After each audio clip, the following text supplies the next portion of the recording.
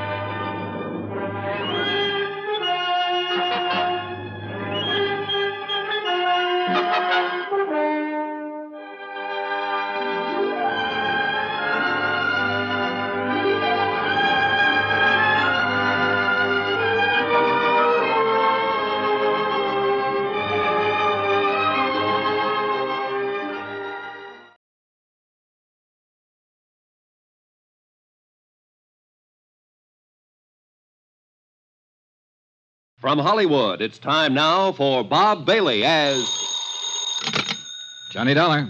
Mr. Dollar, this is Father Taggart. I'm calling you from Ossining. I'm one of the chaplains here at Sing Sing. Oh, yes, sir. What can I do for you, Father? Well, nothing for me, Mr. Dollar, but possibly for someone else. Michael Cairn, one of our inmates, asked me to contact you. Michael Cairn? Mm-hmm. You remember him? He wasn't sure you would. Old-time grifter and con man who got tied up with an insurance fraud a few years ago, blonde fella? Yes. Well, Michael wants to see you, Mr. Dollar. Could you possibly find the time to come up here? Oh, I don't know, Father. Is this something important? It is to Michael. Oh, well, look, I'll be in New York sometime next month. Maybe I'll get a chance to stop off. Well, couldn't you possibly make it sooner? What's the rush? He's going to be there quite a while, isn't he? Not very long, I'm afraid. Michael is dying. All right, Father, you can expect me.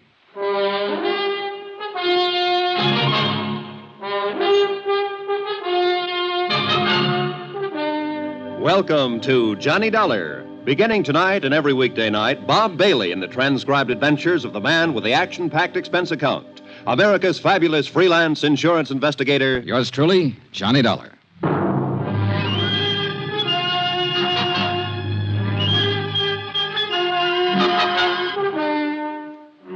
Expense account submitted by Special Investigator Johnny Dollar to the Allied Casualty and Insurance Company Limited, Markham Building, Hartford, Connecticut. Attention, Ed Barth, Controller's Office. This is an accounting of expenditures during my investigation of the MaCormack matter. Though you didn't authorize the investigation, Ed, I'm sure that once the facts are out, you will honor the following. Expense account, item 1, $7.95. Train fare and incidentals, Hartford to Ossining, New York. I was admitted inside the prison and greeted by Father Taggart. He's a tall, mild-looking man, a Jesuit, I believe. He had a pass all ready for me, and he led me straight to the prison infirmary. Just in here. Michael will certainly appreciate your coming, Mr. Dollar. I hope it satisfies whatever's on his mind. I can't imagine what it would be. You know it was my investigation and testimony that put him in here, Father. He told me all about that, and I'm sure it has nothing to do with why he wants to see you. See, his lungs started to go about 2 years ago, and there's just been no way to arrest the condition. Does he know how close he is? So he is, and he's not afraid to die. Here we are, Mr. Dollar. Oh. What? Hardly the same man I remember, Father. He's had it bad lately. Lost a great deal of weight. Yeah. Asleep? Yes. Michael. Michael. Oh. Hi, Father. I brought someone to see you. What'd he say? Hiya, Mike. Oh, thanks for coming. Thanks, Johnny. Thank Father Taggart here. He's an all right guy, Johnny. He's just like you. I always said you were the best insurance cop. Here, what's all this? I'm kicking out, Johnny. Didn't you tell him, Father? He told me, Mike. Guess I didn't live right. I'll be back in a little while. Thanks, Father. You take it easy, Mike. A lousy place to die, prison. But I ain't got my choice, thanks to you. Well, it's just that you picked to do a couple of things that the law and some insurance companies didn't agree with, Mike. I don't hold none of that against you. The guy does what he does. I don't know how to tell you this. Maybe I better get the doctor. You shouldn't be talking so much. No, wait. Johnny, look, you know I'm no crybaby. When the doctor gave me the news, I got to thinking. I ain't scared to blow out, you understand? I know, Mike, I know. It's just that I had a wife once, a long time ago when I started out. Oh? Yeah, then I just kind of drifted out of her picture one day. Ain't got a cough drop, baby. Yeah, I guess it wouldn't cure what I got. Anyhow, I got to do something for her before I... Well, Johnny, I lay here and I get myself an idea. Yeah, Mike? Johnny, if there was some real easy money lying around, would you pick it up for me? Depends on how clean it is, Mike, and where it's lying. Sure. Well, it's clean, all right. You can find that out for yourself. All right. Now listen. Till they moved me down here in the infirmary, I roomed upstairs with Jojo Penny. You know him? No, don't believe I do. And a car thief from the Hay States. He got his sabbatical 3 weeks ago. Paroled. Uh-huh. Well, I've been in the camp with a lot of guys, but Jojo Penny takes the cake. He's got a little old 5-year trick to put in. This Jojo, he does it like a vacation. You know, a real picnic. Every time he gets a chance out in the yard, he's taking sun. So he don't get the color, see? Yeah. And when they push him in with me, I notice this. And I get to going over it in my head. Yeah. Why does a guy whistle in a cell block, Johnny? Why is he treating it like a rest home? Short term. He's got something outside waiting. That's it, baby. He's got something waiting for him outside. Something that he knows will keep safe. Money. Thought you said this was legitimate, Mike. It is. Now, wait. I didn't ask Jojo anything about this. No, I figured it out myself. Then a couple of times I hear him yelling in his sleep. MaCormack, he yells. MaCormack. Huh? Make sense now, Johnny? Not yet. The big heist, Johnny, the big heist. A few years ago, a rich guy named MaCormack out on Long Island or someplace like that gets turned over for $100,000 worth of jewelry. You remember? Vaguely. Yeah, well, I'm thinking that Jojo Penny was in on it somewhere. Else why would he be singing and whistling and chilling himself around this flytrap for 5 years? Else why would he be talking about that when he's sleeping? MaCormack. Yeah. Maybe you've got something, Mike. I know I got something, Johnny. And you got something, too. Oh, no, Mike, take it easy. Oh, I'm all right. Don't you see? The insurance company must have a reward out. They always do. A reward. Yeah, but Mike, look. I tell you, Jojo is the Ginzo that done the job. Or he knows who did it. So, you look into it. Work on it. Maybe turn up the stuff and get the reward. Good clean coin. Yeah. Yeah. Send half of it to my old lady, will you? You keep the rest yourself. What'd you say? Huh? Will you?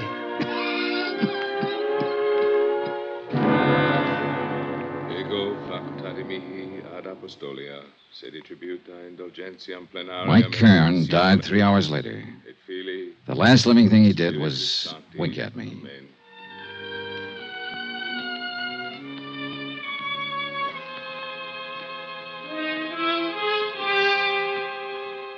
Expense account item 2, $14.20. Train fare and incidentals, Ossining to New York. I arrived at 2:15, dropped my bag off at the New Weston, and went over to the Metropolitan Police Station to find out what I could about the MaCormack matter. It was all pretty much as old Mike had told me. A Julian MaCormack living on Long Island had suffered a $100,000 jewelry burglary in 1951. 12 suspects had been arrested and released. The case was marked open and unsolved. Allied Casualty had been the insurance company involved. This is the adjustment office. Frank Porter speaking. My name's Johnny Dollar, Mr. Porter. I'm an investigator. Oh, I think I've heard of you, Mr. Dollar. Yeah? Wonder if you could give me a little information about a claim your company handled in 1951. A man named Julian MaCormack out on Long Island. Gee whiz, a long time ago. What about the MaCormack claim? I might have some information on it. I don't know yet. It's a long chance. I'm at police headquarters, and I notice you investigated for the insurance company. I'd like to talk to you. Yeah, sure, but it's kind of late today. Tomorrow, okay? Well, you can tell me this right now. Is there any reward being offered? Gee whiz, kind of folds my sails. How's that? Well, asking about a reward. You sound like you can make full recovery and want to make sure that you'll be paid for it. Well, I said it was just a long shot. How about the reward? Well, that's pretty standard with us on cases like this. Yeah, I think it's $7,500, something like that. I'm not sure. Where are you staying? New Weston. Well, I'll look it up, get the exact figure, and call you there. How'll that be? Fine, thanks. That'll be fine.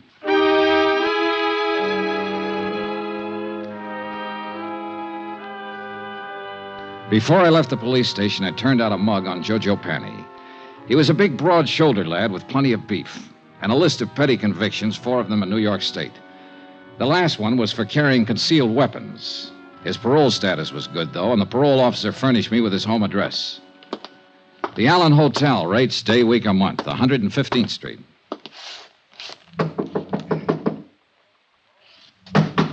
It's open. Come on in. Hiya. Looking for Joe Penny.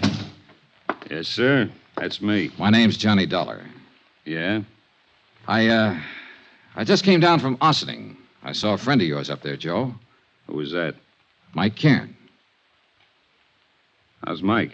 Not so good. He died today. It's too bad. He was a nice old coot. Kind of liked him. Said if I ever saw you to say hello. Uh-huh. He didn't give you my address. No, I got it from the parole office. You some kind of cop? No, I work for an insurance company. Oh. Buy you a drink? Sure. Why not?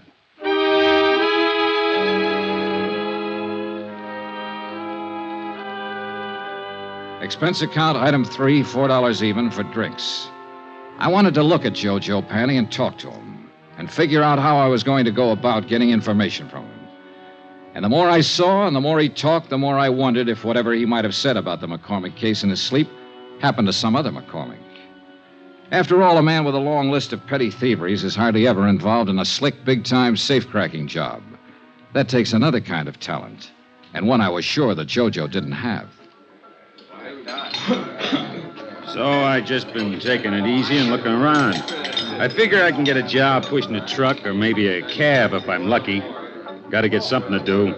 Parole officers kind of hard-nosed about things like that. Yeah. Drink up. Want one more? Oh, no thanks. Three's my limit. Like to keep in shape. Sure. Say, you got anything to do? Nothing special. Why? Thought I might go out to Long Island later on tonight to say hello to an old friend of mine. If you haven't got anything to do, come on along. You're okay, Bub. Sure, why not? This friend of yours, he's an ex-con, too? No, he never did any time. Just a friend. Want to say hello is all. Oh. Rich fella. His name's Julian MaCormack. You're, very big with the hellos around here today, aren't you? Anything wrong, Joe? You probably are. Why do you say that? Nothing. Ever know anyone named MaCormack? I knew a guy named Arnie McCormick once back in Salt Lake City. We were pals for a while. Oh. Yeah. Arnie was killed in the war. He'd got himself drafted in the infantry. Maybe he's related to my friend Julian MaCormack out on Long Island. He wasn't related to anybody, not that bird. I'm leaving. I want to get up early tomorrow. Why not come with me? Thanks for the drinks. He drifted off down the street and left me standing there. And one thing I was sure of, he had the name McCormick on his mind. Whether it was the right McCormick or the right case, I didn't know. Anyhow, he was my one big lead. So I was back at his hotel early the next morning and talking to the desk clerk. Penny, did you say room 210? Yeah, that's right. Vamoose. What? He left bag and baggage last night. Well, where did he go? What's his forwarding address? He didn't say. Just left.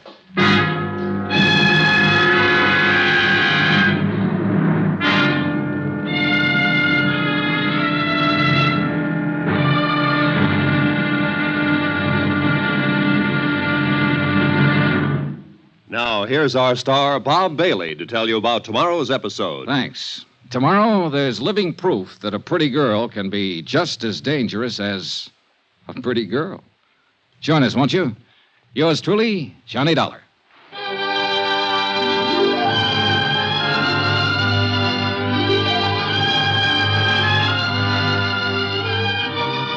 Yours truly, Johnny Dollar, is transcribed in Hollywood. Written by John Dawson, the entire production is under the direction of Jack Johnstone. Be sure to join us tomorrow night, same time and station, for the next exciting episode of Yours truly, Johnny Dollar. Roy Rowan speaking.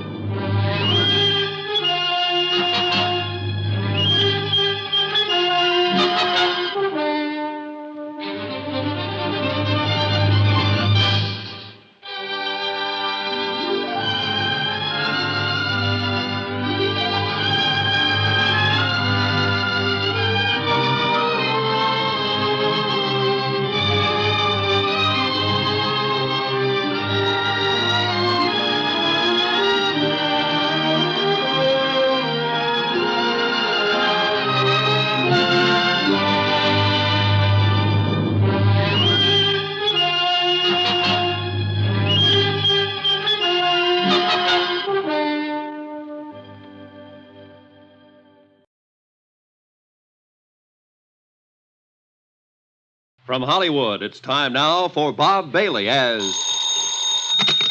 Johnny Dollar. This is Frank Porter, Allied Casualty. Yes, Mr. Porter. Oh, call me Frank, Johnny.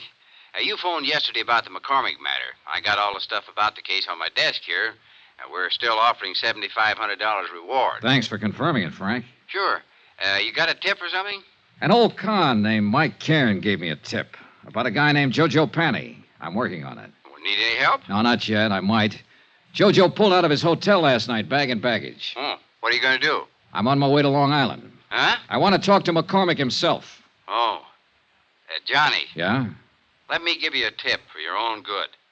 Don't bother Julian McCormick unless you've really got something. Could be dangerous.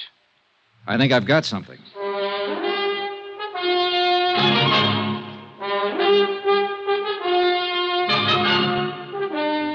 Tonight and every weekday night, Bob Bailey in the transcribed adventures of the man with the action-packed expense account. America's fabulous freelance insurance investigator. Yours truly, Johnny Dollar.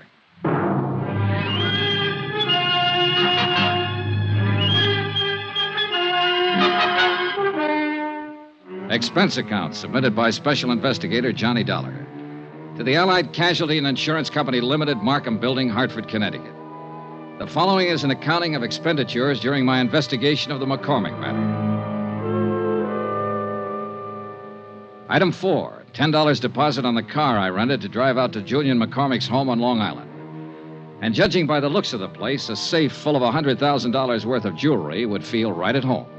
It was a mansion, and the rugs on the floor were an inch thick.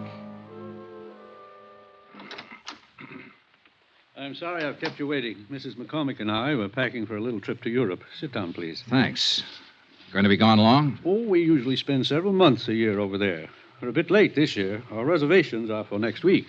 I envy you, Mr. McCormack. Dollar, the name? That's right. Forgive me, but I don't seem to recall having heard of you before. Well, that's okay. We never met. I'm an insurance investigator. Oh, really? Am I being investigated or something? No, nothing like that. It's just that I might have a lead on that jewelry that was taken from your home a few years ago. Well, that's wonderful. You must tell me about it. Can I make you a drink? No, thanks.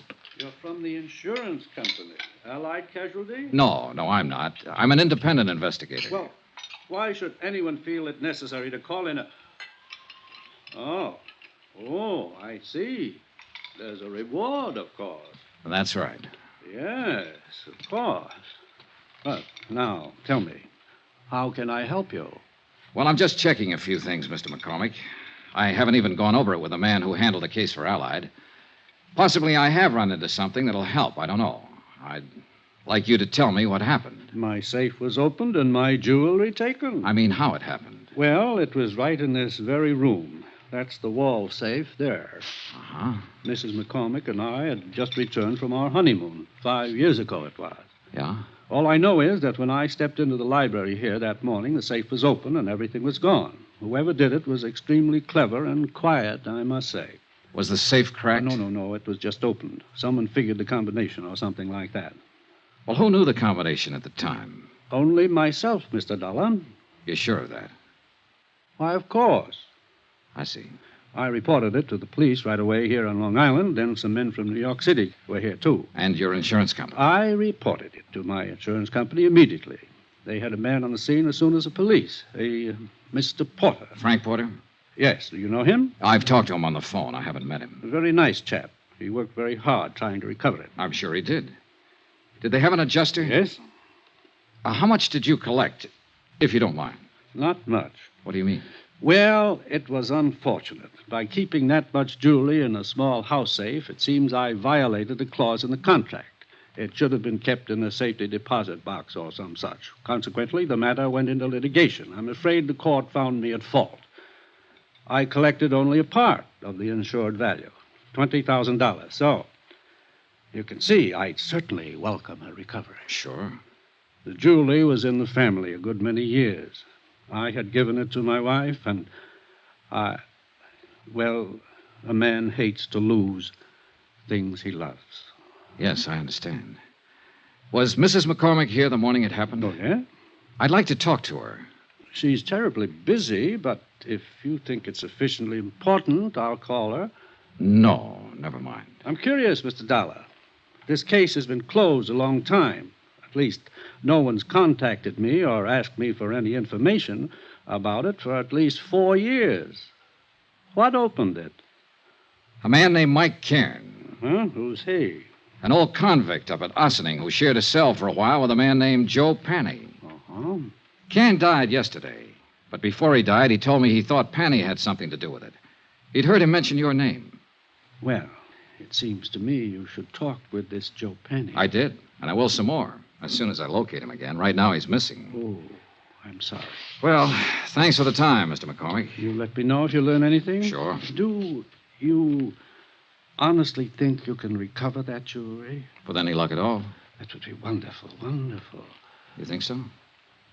Why, yes, of course. Mrs. McCormack might be glad to know about it, too. What? You said it was her jewelry. I don't know why I said that to him. Just a sudden impulse. But he wasn't smiling when he walked me to the door, shook my hand, and patted me on the shoulder. I had a funny feeling that Mr. Julian McCormack was scared like a rabbit of me. I drove back to the city, had lunch at Walgreens, and dropped into Allied Casualty's New York office to pick up the folder on reward information. I met Frank Porter and liked him right away, a big, red-headed man in a tweed suit. Well, gee whiz, Johnny, it makes me feel older than ever doing this. How come? Well, I weighed 15 pounds less when this case started, June 1951. Here we are. These are pictures of the stuff. Uh-huh. Now, that one they call Tierra del Fuego. Huh? Some necklace, I can see why. Yeah, and this one was called Imperial, in the royal family of Russia at one time. And this is the other one, Placid. Beautiful stuff. Oh, you can say that again. That all of it? Well, that's about the size of it, Johnny. $100,000 gone. Yeah. Help any? Sure. It's nice to know what I'm trying to find. Well, I hope you have better luck than I did. Yeah. Say, who was the police officer on the case? Martin. Dools Martin. Out of Central? Yeah. We ran down every lead we could find, big and small. The file said you made 12 arrests. Yeah, something like that, but not one of them panned out. Had to let them all go. Martin requested pickups on every big-time jewelry man in the country. Now, I don't think one of them was overlooked. Well... No, Johnny, somebody just simply walked in that house, opened the safe as neat as you please, and walked right out with all of this. Very slick job. Had to be an experienced man. Well, it might have been a first job for someone just starting in. He got lucky. Yeah, we thought of that, and we didn't think much of it after a while. Frank... Gee whiz, Johnny, nobody could be that lucky. Case the house, know exactly where the safe was, know what was in it, get in, open it up, and get out without anybody, servants, the McCormacks, or any of their friends even seeing it. Mm-hmm, yeah. Well, that wasn't even the hardest part, you see. Not one scrap of this stuff has ever turned up anywhere. Yeah, well... Anywhere. Now, what did whoever took it do with it? Did he break it down, sell it overseas? What? Not a trace of it. Imagine that. Imagine. You know what I think? I think the guy who swiped all this stuff still has it. I think he's sitting around waiting for it to cool off. Could be. But it's never going to cool off, Johnny. There isn't a city in this country or across the ocean that isn't on the lookout for these pieces. I suppose... Now, sooner or later, Hot Boy or Lucky Boy, well, whoever he is, will make a move. Meantime, we just wait. Unless, of course, you've got something for us to look into. Not yet, Frank. Yeah, well, when you have, we'll be right with you all the way. Good, good. How about a drink? Take a rain check. Okay. But remember, we got a whole floor full of lawyers upstairs. They can get up warrants, writs, seizure orders, anything you might want. Yeah. You just let me know when you get somewhere, and we'll go to work. I'll do that, Frank.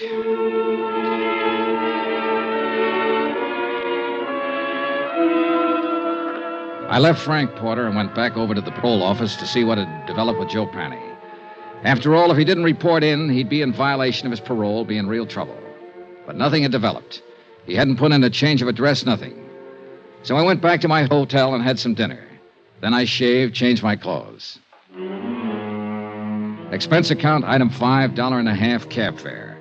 I garaged my rented car, went back to Central Police Station, and pulled out the mug on Joe Panny once more, hoping to get a line on some friends or relatives of his where he might be staying. Up till then, things had been going pretty routine. Then a clerk from the parole offices stepped across the hall. Hi, Mr. Dollar. Hi. Thought it was you I saw in here. I wasn't sure. How's it going? Fine, fine. Talk to your friend Jojo Panny yet? Not today. Why? Well, you seemed awful anxious to talk to him, is all. I am. Why don't you go see him? You playing games? I've been trying to find out where he is all day. And I already told you. You what? Sure, I gave it to you half an hour ago when you phoned. When who phoned? Sure, about half an hour ago. Look, Joe Panny called in and told me his address. Yeah? I no sooner set down a phone and you call in and said, "This is Johnny Dollar. Have you heard from Joe Panny?" What? I said, "Yeah," and I told you his address, that's all. What address did you say? The Allen Hotel on 115th Street, same place he was before. What's the matter, you forget? It took me 10 minutes to get from the police station over to the Allen Hotel. 10 minutes of wondering who'd put in that call and used my name.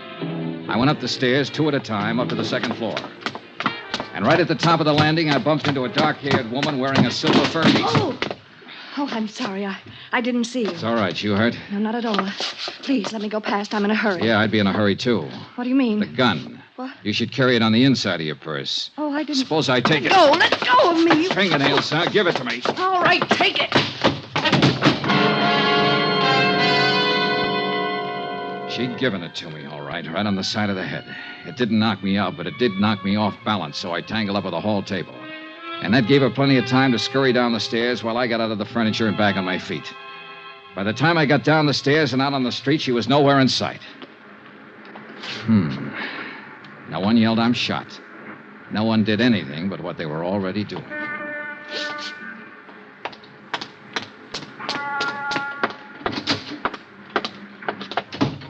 Hi. Where were you just now? You weren't here at the front desk? I was out back eating my dinner. Why? Oh, nothing. You happen to see that woman who just ran through here? No. Tall, dark-haired woman, about 30, wore a mixed stole? Me? Yeah. Oh, you're kidding in this joint. Oh, brother. You still looking for Joe Panny? He lives here again, doesn't he? Yeah. Have you seen him? Where is he? Out. I sat down with myself and waited. A half an hour later, when the clerk went back to finish his dinner, I stepped over to the desk and borrowed his passkey and went back up the stairs to room 210.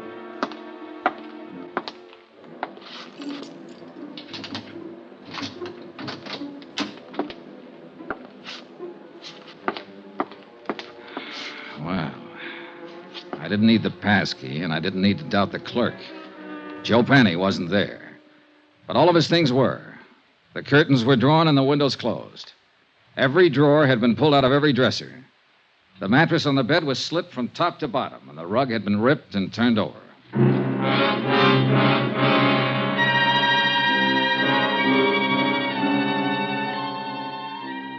Expense account, item 6, $1, one drink.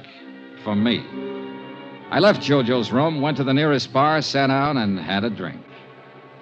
A scared victim, a missing con, a dark-haired woman wearing a mink and a gun, and other things. Right then and there, I decided that Mike Cann's tip had been pretty good at that.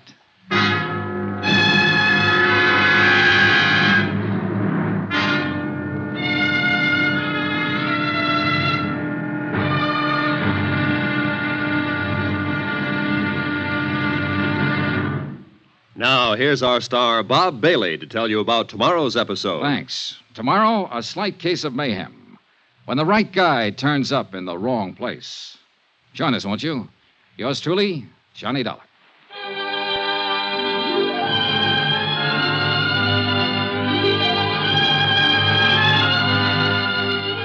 Yours truly, Johnny Dollar, is transcribed in Hollywood. Written by John Dawson, the entire production is under the direction of Jack Johnstone. Be sure to join us tomorrow night, same time and station, for the next exciting episode of Yours truly, Johnny Dollar. Roy Rowan speaking.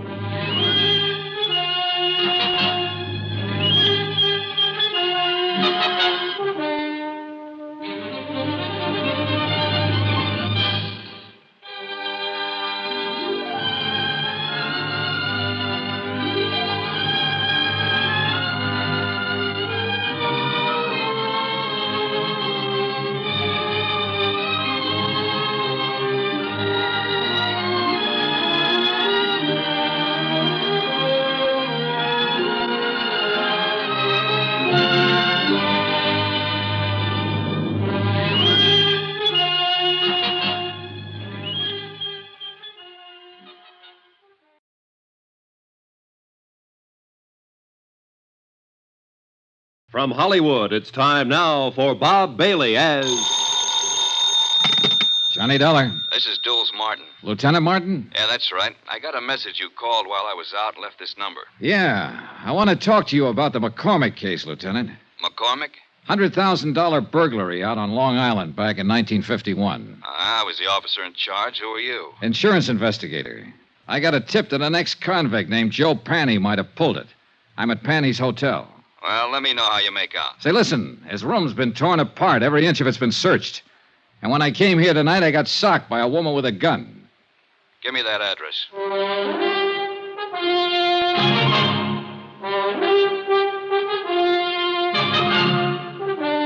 Tonight and every weekday night, Bob Bailey in the transcribed adventures of the man with the action-packed expense account. America's fabulous freelance insurance investigator. Yours truly, Johnny Dollar.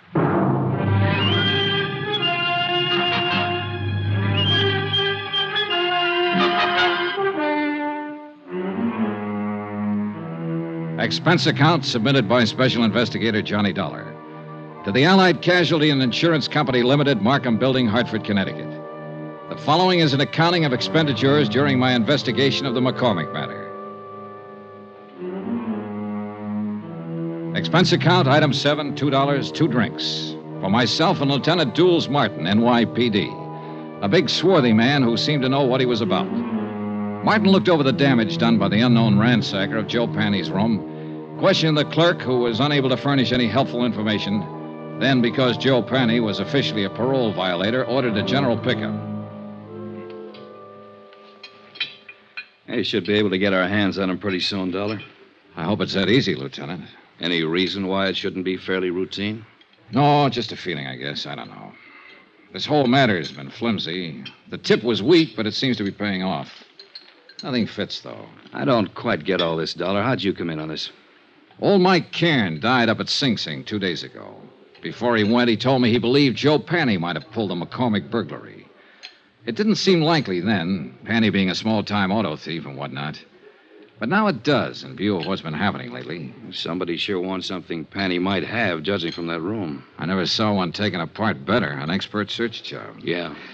Hey, Lieutenant, when you picked Joe Panny up, I'd like to be in on it. He's my only lead in this case, and I want to talk to him again. And that's not asking too much. Now, Dollar, about this woman you saw. Pretty, about 30, dark hair, good dresser, wore a silver mink stole. The gun she socked me with was a little one, a 25 or maybe 32 automatic. Mm-hmm. You think she might have done the searching in Joe's room? What do you think? She was flustered and upset when I bumped into her, anxious to get away from the place. And, of course, the gun in her hand. Yeah. She sound familiar to you in this neighborhood? No. Could be anybody. Yeah. Well, that's about it, Lieutenant. Yeah? No, I got it. Oh, thanks. I suppose you talked to MaCormack, got the full story of the burglary from him? Almost first thing, yeah. Well, I remember him when it first happened. Nice enough, but strange, I thought. This business about somebody phoning the parole office ahead of you to get Joe Panny's address, that stops me, though. That's hard to figure. You sure you're telling me everything? Sure, I'm sure. That part sounds crazy. Not if somebody knew I was looking for him, wanted to get him first. But who? How should I know? Well, we'll see what we will see. Can I drop you anywhere? No, thanks. I'll walk. You let me know when you pick him up. Sure.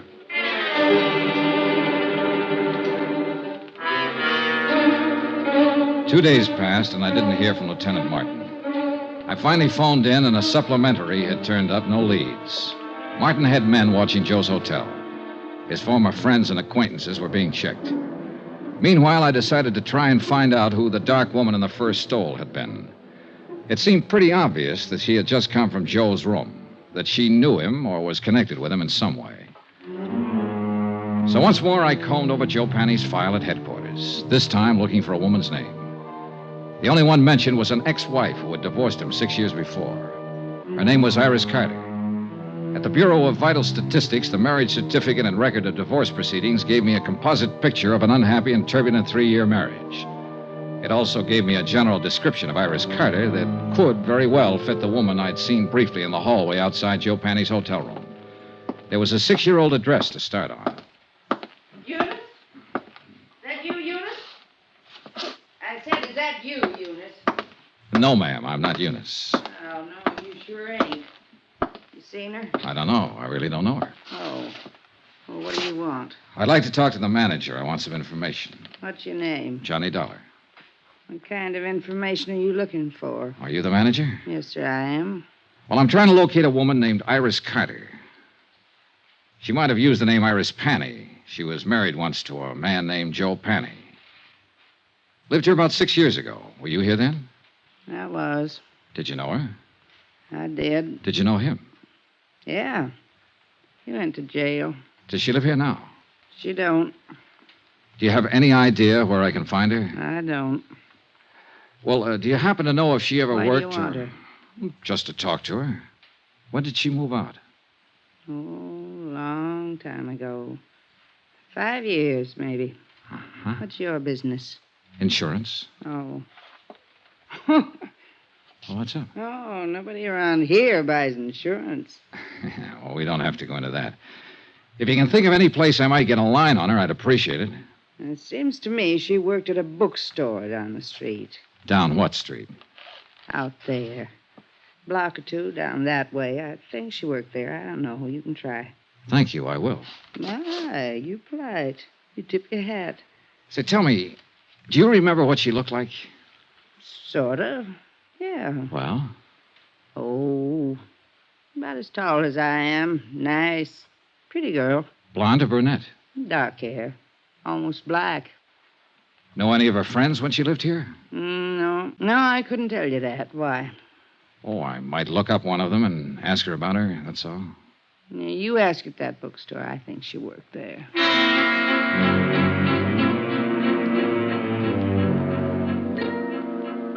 The bookstore Iris Carter Panny had worked in was as dismal as the neighborhood. The proprietor, a Mrs. Olds, yielded a little more helpful information than Iris Carter's former landlady.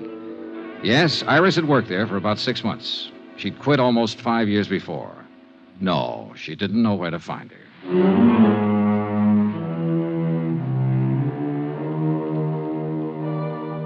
Expense account, item 8, $1.02 lunch. I had it in a neighborhood diner called the Showboat, a place where Mrs. Olds said Iris Carter had frequently eaten. The restaurant manager remembered Iris vaguely. She also remembered Iris's boyfriend. I asked for a description. She did better than that. She gave me his name, occupation, and address. An old rehearsal hall 2 blocks away.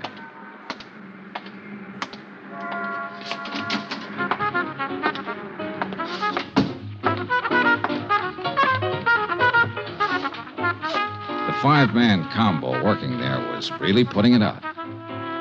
Yeah, and the minute I saw him, I knew the boy wearing the trumpet was the one I was looking for. Just good looking and smooth enough to go with a girl Iris Carter sounded like. Smooth trumpet, too. Okay, guys. Take 5.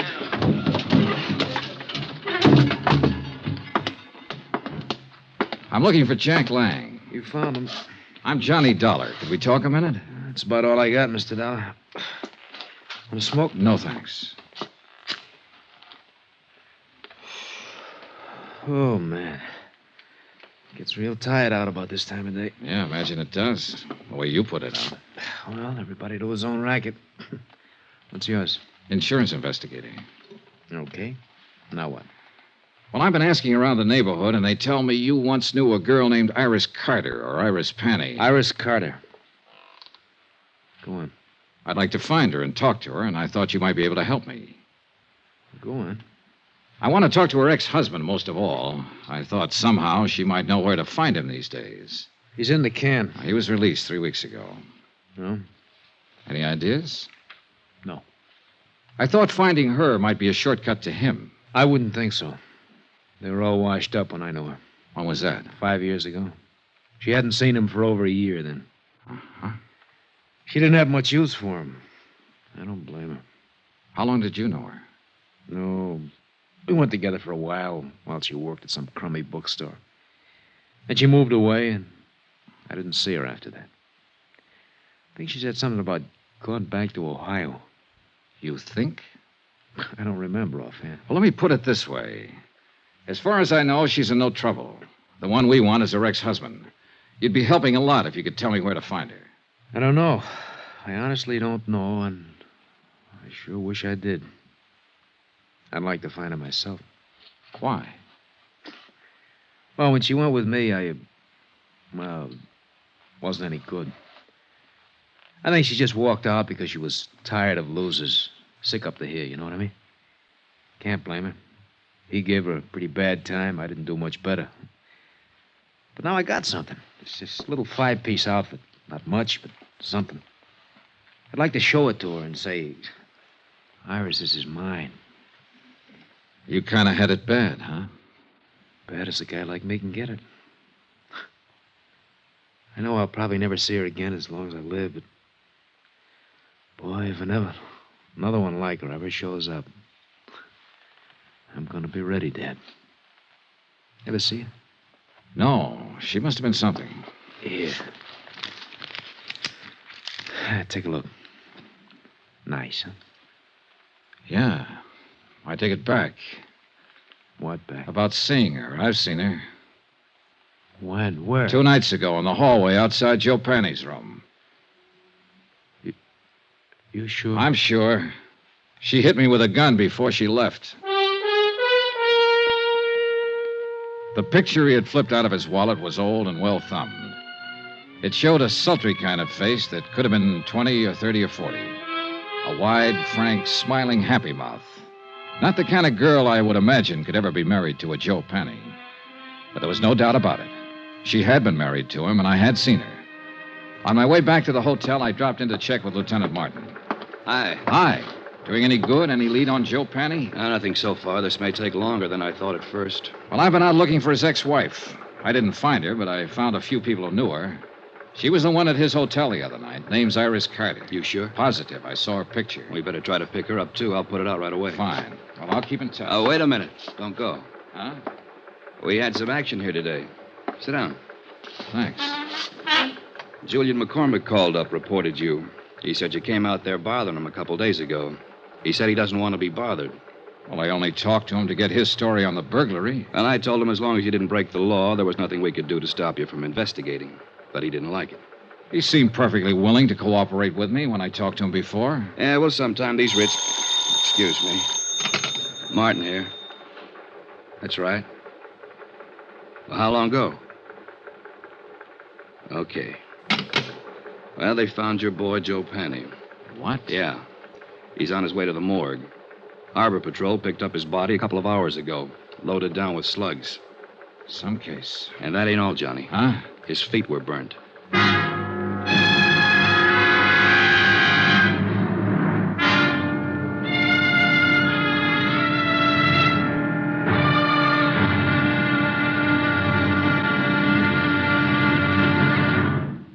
Now, here's our star, Bob Bailey, to tell you about tomorrow's episode. Thanks. Tomorrow, a phase of this case that ought to be called the Talking Corpse. For believe me, this one said plenty. Join us, won't you? Yours truly, Johnny Dollar.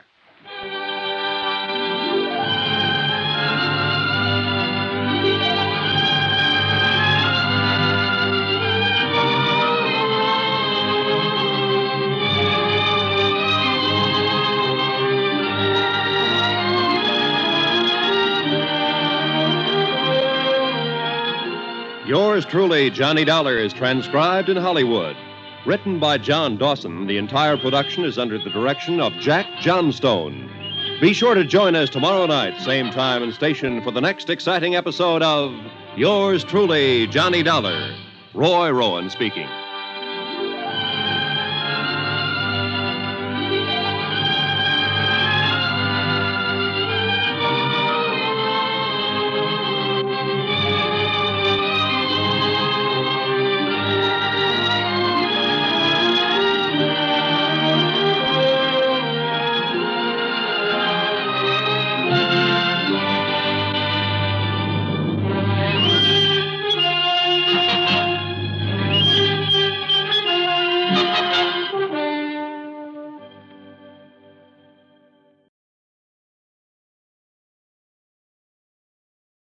From Hollywood, it's time now for Bob Bailey as... Johnny Dollar. Frank Porter at Allied Casualty. How's it going, kid? I don't know. You ever find Joe Penny? The Harbor Patrol found him floating around the harbor. He'd been shot and his feet were burnt. What? Gee whiz, torture. Well, what can I do to help? Find a girl who was once married to him? Joe Penny had a wife? Yeah, she wears a mink stole these days and carries a gun.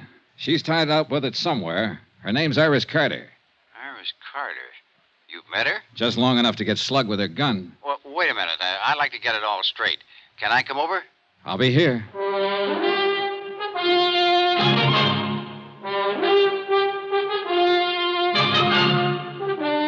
Tonight and every weekday night, Bob Bailey in the transcribed adventures of a man with the action-packed expense account. America's fabulous freelance insurance investigator. Yours truly, Johnny Dollar.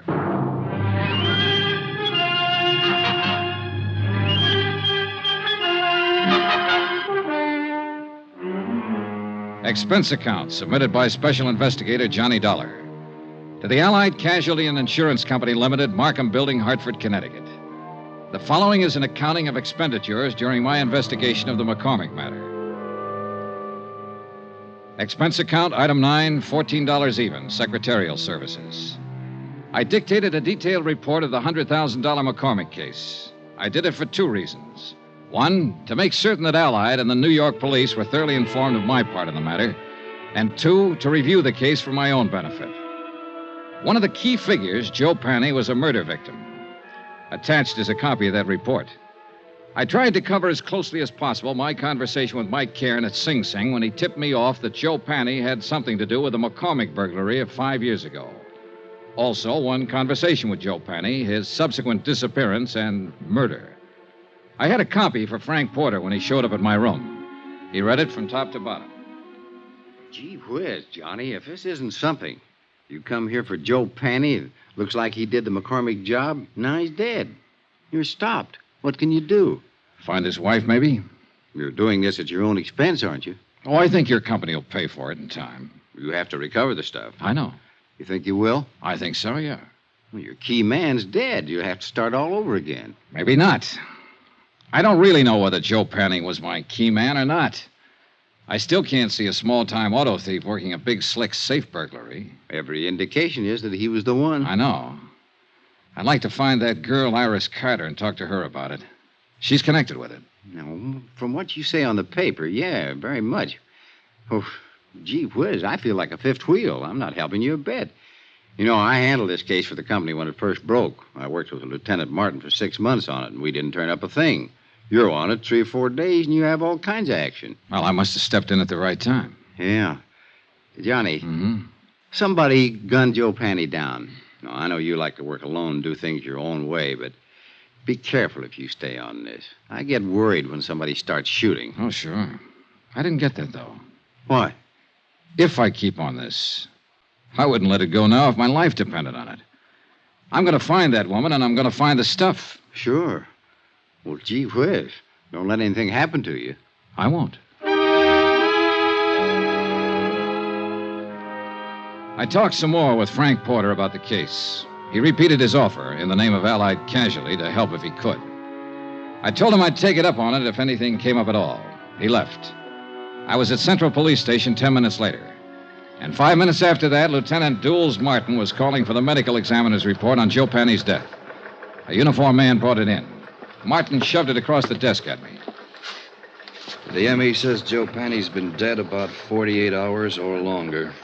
225 slugs right through the chest, penetrated both lungs, one through the neck. It's very neat shooting at that range. What range? Oh, at least 20 feet, maybe longer. Not many people shoot 25s that well. It's a little gun. A woman's gun? Yeah, that's what I'm thinking. Now, let's talk about that woman you saw around there that night. Now, you say it was Panny's ex. Yeah, Iris Carter. I don't know whether her gun was a 25 or 32. Well, think about it. I have. Now, look, don't get sore with me. It's just that she looks like better than ever for opening this case up. I put her on all points. Sorry I got riled. That's all right. Now, the ME thinks that Panny was killed before he was dumped in the water, possibly ambushed by someone he didn't know or didn't trust. If he's right about the range, that'd fit in. Someone who knew him would do it close up. Yeah. Hey, wait. You said his feet were burnt. Yeah, I got the pictures here to prove it. Yeah, take a look. And these are the glossies. Uh-huh. Now, these are the burns here, Dollar. Right here. Here and here.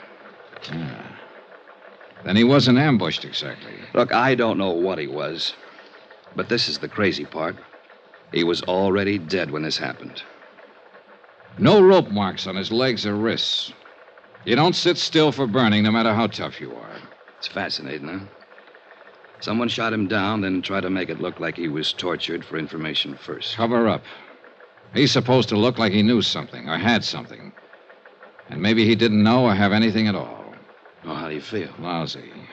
If the burning was cover up, then maybe the big search of his room was cover up, too, to throw us off. To throw you off. Not me. I wasn't in on it then. Yeah. Well, one thing that's genuine. What's that? The corpse.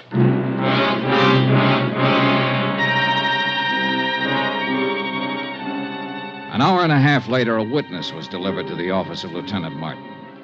His name was Edmund Thompson. He sold papers in the dock area.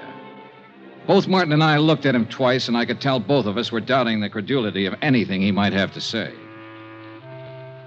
Hi. Hi. My name's Martin. This is Mr. Dollar. Yes, sir. Glad to know you both. Would you mind telling us everything you saw the other night? Tuesday night. Yeah, it was Tuesday. Sure, why not? I saw this guy dumped in the water. We understand that. Can you tell us the circumstances? It's against the will of God. Yes, it certainly is.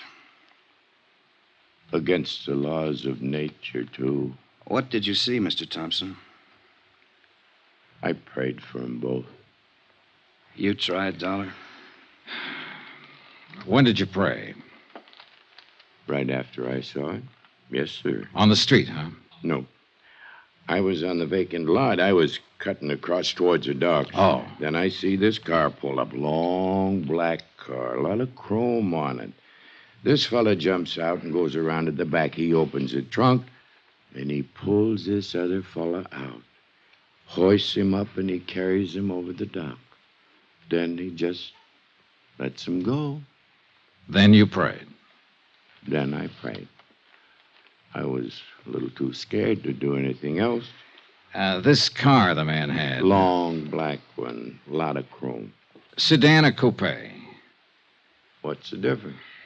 2 seats or 1 seat? 1 seat. Happen to get the license number? All right. Let that go. How about the man? Can you describe him? He stood there and looked down at the water and started himself a cigarette. Well, what kind of a face did he have? Dark, light, a mustache, what? A devil's face. Oh, swell. Now, what does that mean? A devil? Mr. Thompson, do you understand that we want to apprehend this man, that he's responsible for one man's death, and that he might harm someone else? I'll pray for him. Pray for them all. Well, how was he dressed? Didn't notice. Hat? Don't know. Coat? Don't know. But he had a long black coupe. Do you know the make? Nope. Would you know him if you saw him again? Nope. Look, when you saw him dump a body into the water, why didn't you notify the police? Why should I? It's police business.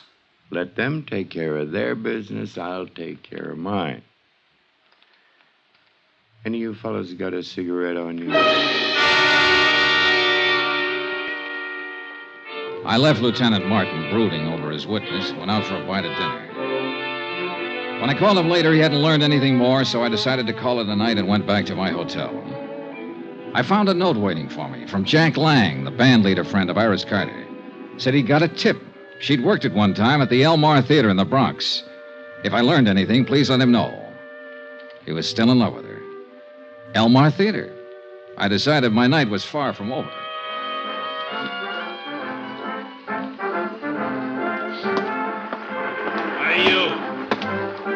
Buy a ticket out front if you want to look at the girl. I only want to see one. Her name's Iris Carter. Does she work here? I just told you, go buy a ticket out front. Just tell me this. Does Iris Carter work here? Is the name familiar to you?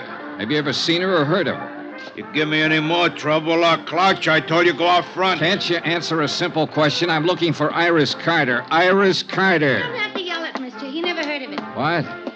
Call me a cop, Gloria. This Never mind, guy's Pop. giving Never me... mind. I'll take care of him. Come on, you.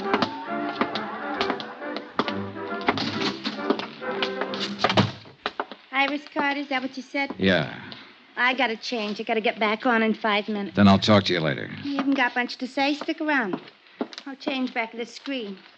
Okay. I'm Gloria Ward. Who are you? Johnny Dollar. What do you want with Iris Carter? I want to see her and tell her something. Tell me. Well, for one thing, her ex-husband's dead. What? Oh, better watch that screen. Oh. Say that again. Joe Panny, her ex-husband's dead. No kidding. That no good bum is really dead. Yeah. Where can I find her? She don't work here no more. Hasn't worked here in 4 or 5 years. She quit. Well, where is she? You took over from the old man out there when you heard me mention her name. You've satisfied yourself that I'm really looking for her, so suppose Don't flip with me, mister. I'm not satisfied about anything. Where is she? She got herself married to a nice guy. Good for her. Is she in town? You sure you just want to see her and tell her Joe's dead? That's about it. I thought maybe she might be able to help me and the police find out who killed him. He was killed? 2 days ago. They found his body today. How do you know about that? Are you a cop? I'm an insurance investigator. And you have to see her? You want it put in writing? Don't get in a huff. What I'm getting at is this. Quick change, huh? Now listen. Iris is good. You know what I mean? And she's married to a nice guy now. Will any of this make her trouble? Not if she hasn't done anything wrong. Well, I can tell you she hasn't. If it does make trouble, it'd be a shame. She's set up nice, and I like to see a girl set well, don't you? Certainly. Well, I haven't seen her almost since she left here, but... Well, you look like a right kind of guy. I believe you. Thanks, Gloria. She lives out in Long Island now. Her name's MaCormack. Iris MaCormack. By the time I said goodbye to Gloria and walked out the stage door and got out into the alley, I thought I had most of it figured. The ex-wife of an ex-con married a wealthy Long Islander named MaCormack. When the honeymoon was over, the safe was robbed. Walking out that alley, I was wondering whether to phone the police or Allied Casualty first.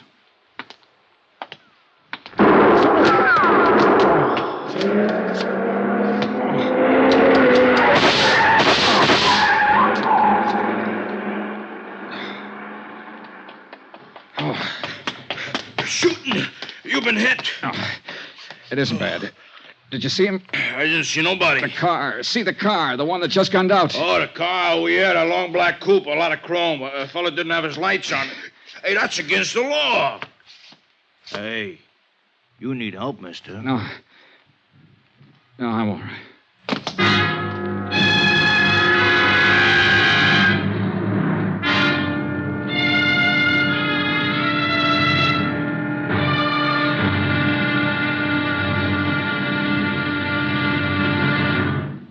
Now, here's our star, Bob Bailey, to tell you about tomorrow's episode. Thanks. Tomorrow, the end of the trail of a .38 caliber slug. Join us, won't you? Yours truly, Johnny Dollar.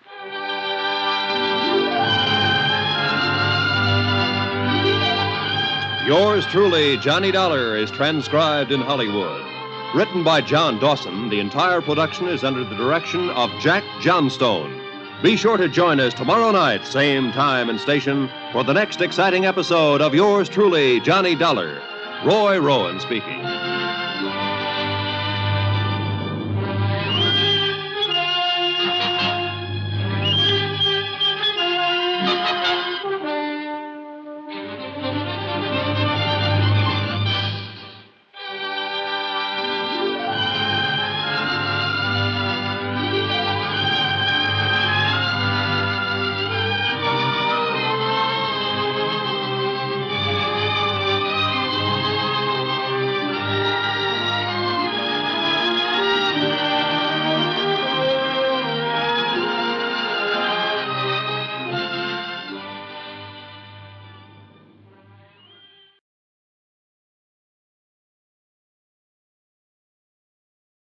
From Hollywood, it's time now for Bob Bailey as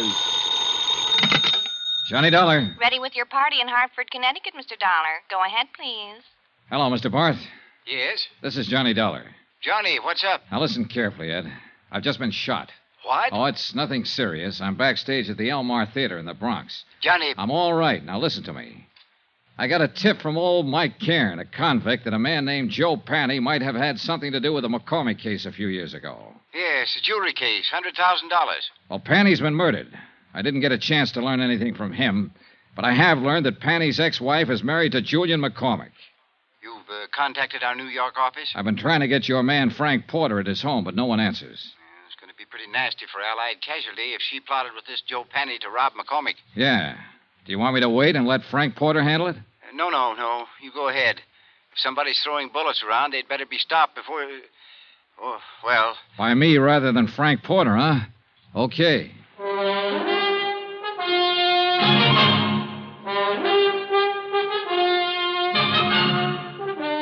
Tonight and every weekday night, Bob Bailey in the transcribed adventures of the man with the action-packed expense account, America's fabulous freelance insurance investigator... Yours truly, Johnny Dollar.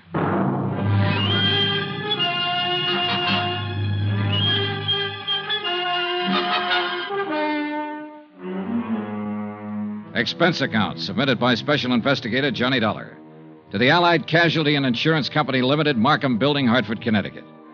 The following is an accounting of expenditures incurred during my investigation of the McCormack matter. Item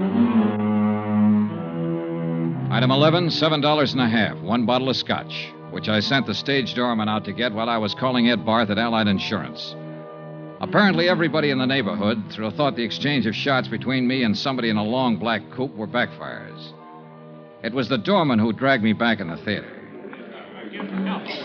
You got yourself a boy now, mister. It's just a graze. I sure don't get you. Calling insurance people and not police. Somebody fires a gun at you, call the cops. Have another drink. That's the way it seems. Hey, where you going? You should see a doctor. Later. I went back outside in the alley where the shooting had taken place. 10 minutes of looking around, and I dug a pair of .38 slugs out of a telephone post.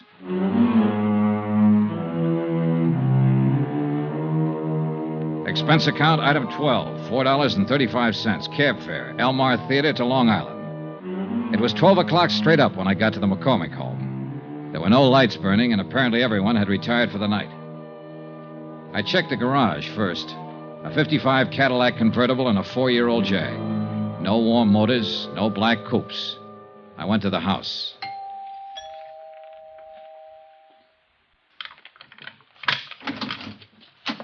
Oh, it's you. Hello, Mrs. MaCormack. No, please.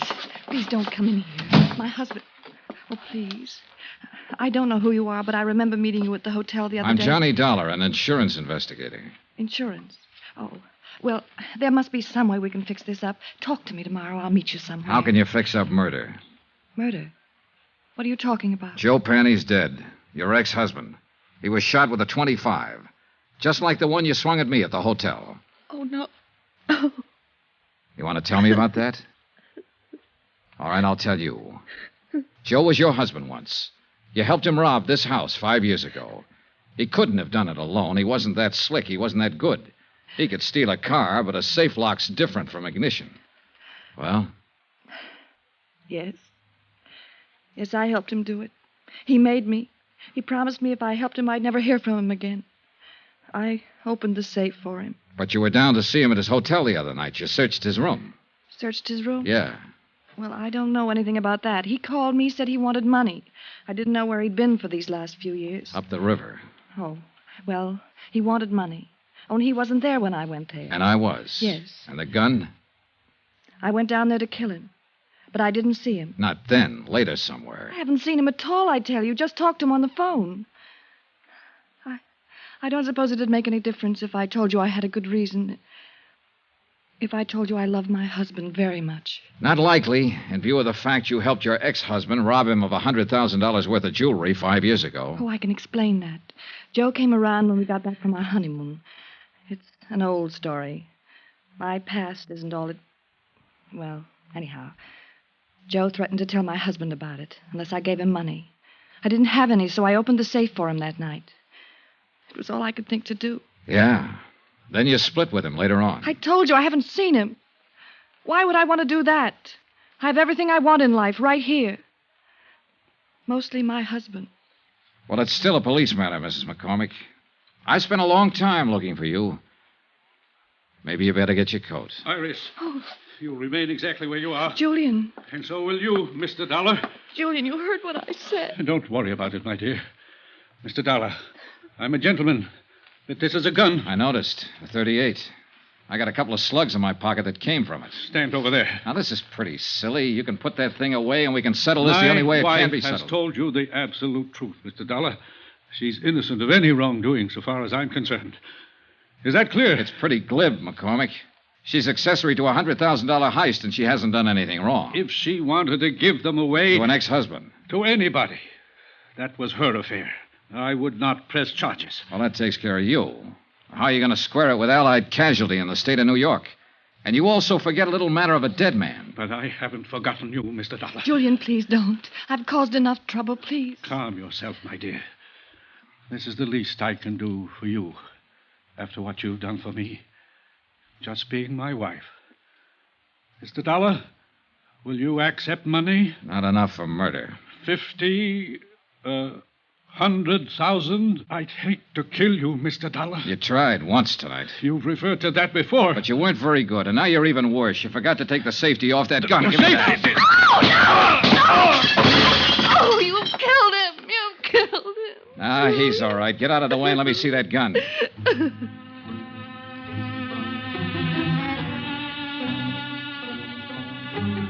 I wasn't interested in either one of them for the moment. I was looking at the .38 I'd taken from Julian McCormack. There was a smear of cosmoline still inside the barrel. I sniffed it, checked it, found all chambers loaded. It was a brand new weapon, and it had never been fired.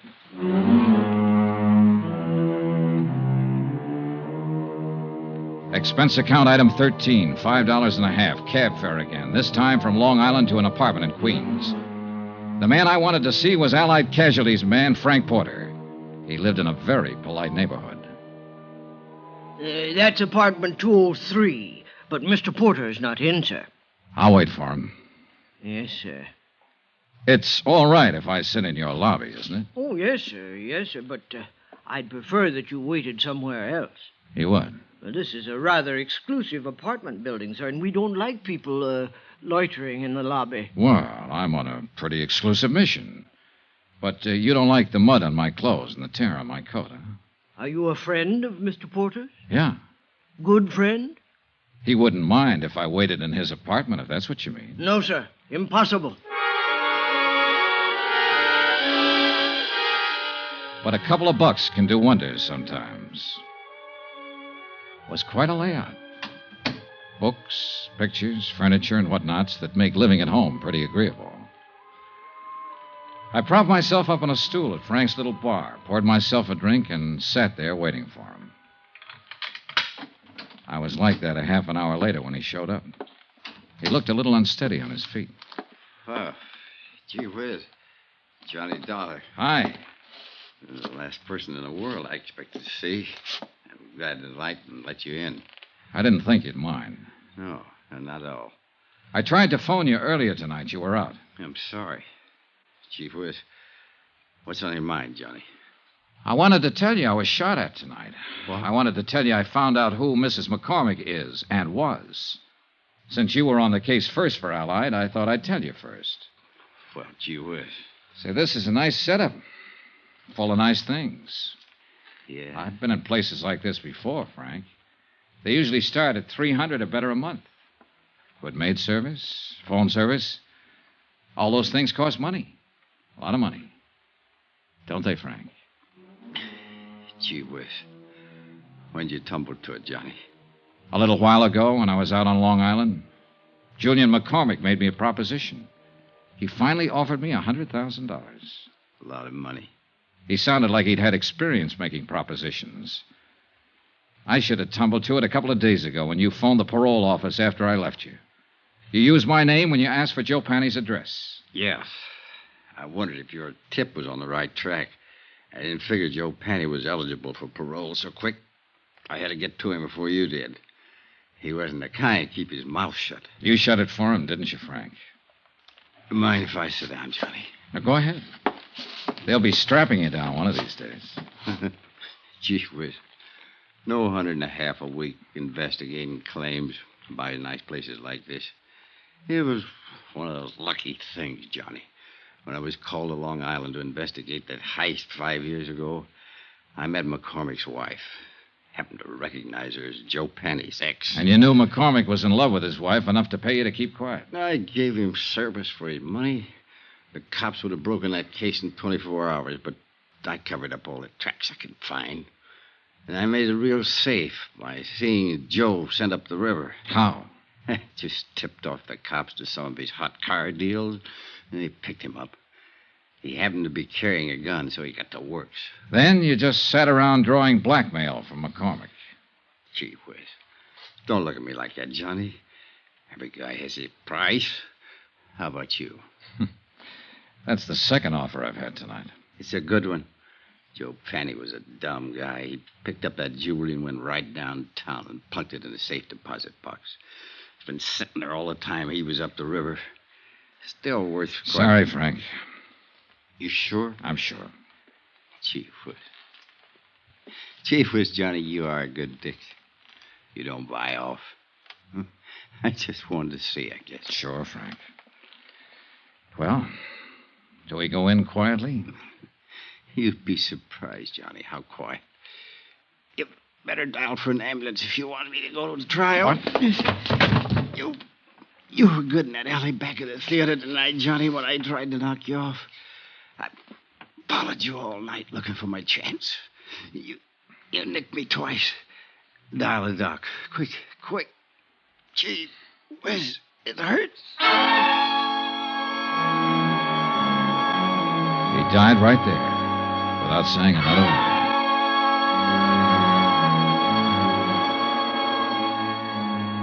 The disposition of the case and what to do about Frank Porter, an insurance adjuster who goes bad, is a matter I don't have to handle.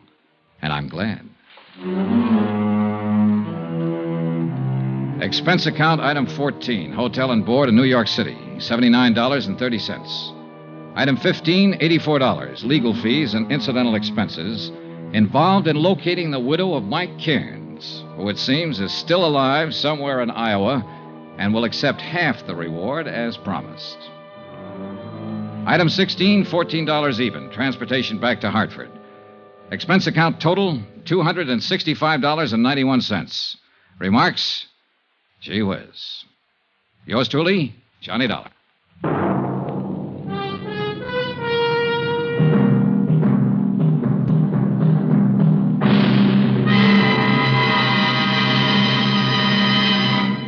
Now, here's our star, Bob Bailey, to tell you about next week's story. Thanks.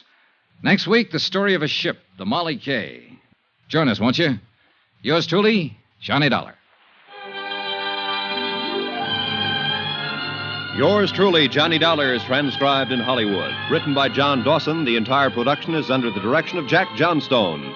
Heard in this week's cast were Mary Jane Croft, Virginia Gregg, Marvin Miller, Forrest Lewis, Frank Gerstle, Herb Butterfield, Herb Ellis, Tony Barrett, Ken Christie, Jack Crucian, and Junius Matthews. Be sure to join us on Monday night, same time and station, for another exciting story of yours truly, Johnny Dollar. Roy Rowan speaking.